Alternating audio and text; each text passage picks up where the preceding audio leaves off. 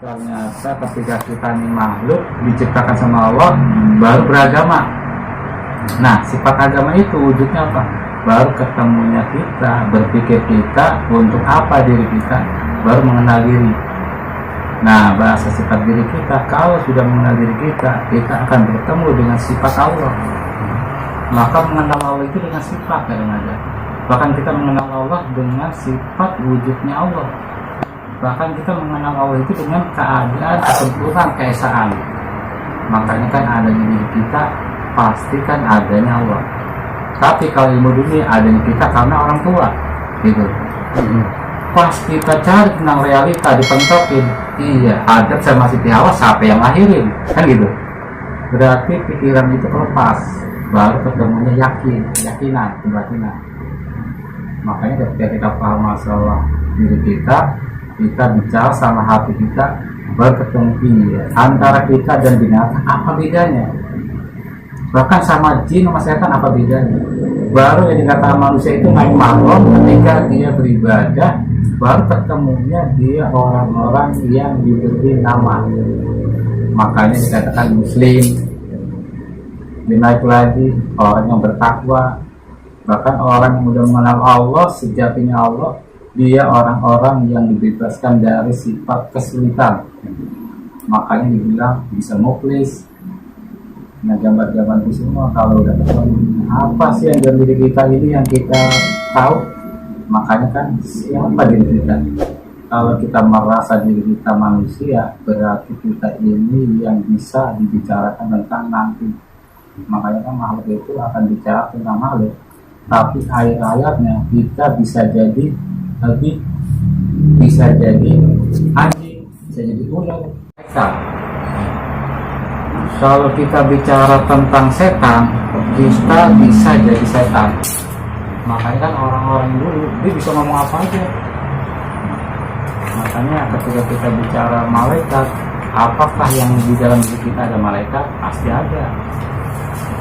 Karena bahasa manusia itu nggak lepas dari bahasa malaikat, binatang, kenabian, baru yang dibilang manusia. Makanya kan kalau udah ketemu aku ini adalah manusia, tapi aku adalah wujud saya seperti ini. Tapi kondisi ilmu kita seperti ini, bahkan keadaan ibadah kita harus seperti ini, dan gimana ceritanya kita mati harus seperti Rasul. Makanya kan bahasanya kita harus jadi, dan kita mengikuti seperti Rasul. Nah, itu perintah, petunjuk, dan arahan. Kalau udah ketemunya tunjuk, sifat satu tunjuk, baru perintah gimana satu komando. Makanya kan bahasa itu kan beda loh. Satu komando, satu takdir, keadaan sama. Tapi satu takdir, satu kondisi, satu kebutuhan beda lagi. Makanya kan ada satu lah. Orang bicara takdir, sono Allah Akbar, muslim perang.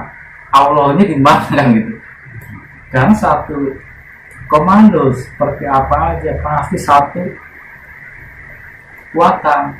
Makanya satu hal kalau yang dilihat banyak orang berpikir tentang takdir, tapi dia itu mencari kebutuhan masing-masing, mengambil itu dari satu sama satu beda. Karena tadi ada satu beda. Karena gambar satu itu adalah wujud 5. Tapi perkara 5 ini banyak pecah karena 6 perkaranya nggak pas. Karena satu perkara itu wujudnya di Israel. Bahkan orang-orang Israel dia itu lebih paham tentang agama. Tapi masalah agama emang dicampur adukin sama budaya. Nah, sekarang budaya itu dirusak sama budaya sendiri. Bahkan orang-orang yang mengenal Allah tidak mengenal aslinya Allah. Tapi gimana ceritanya orang yang mengenal Allah, tapi ini dikenal orang banyak. Makanya seperti apa yang sekarang kita lihat, posisi sifat Indonesia harus dirubah. Makanya yang merubah siapa? Kalau yang merubah bangsa lain, berarti kita ini orang yang diubah-ubah. Makanya sifat Indonesia itu belum punya ketakutan. Kalau kita dirubah-ubah, berarti Indonesia ini belum punya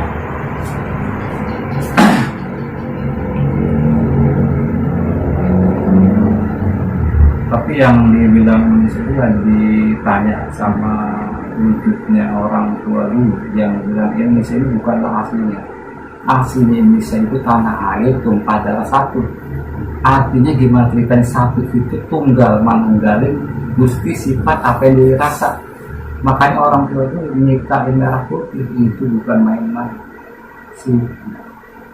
Sifat ultrasa yang dibilang putih itu walung, putihnya itu darah, sampai merah itu wujudnya nafsu.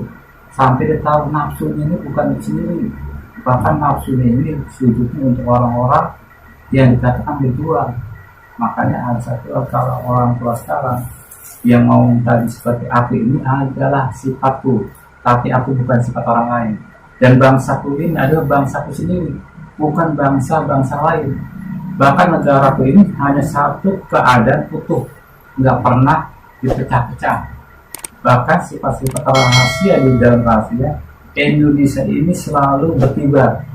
Makanya nggak pernah ada yang namanya darah hijau atau coklat. Bahkan dia ada di dalam hidup yang memang selalu berjuang.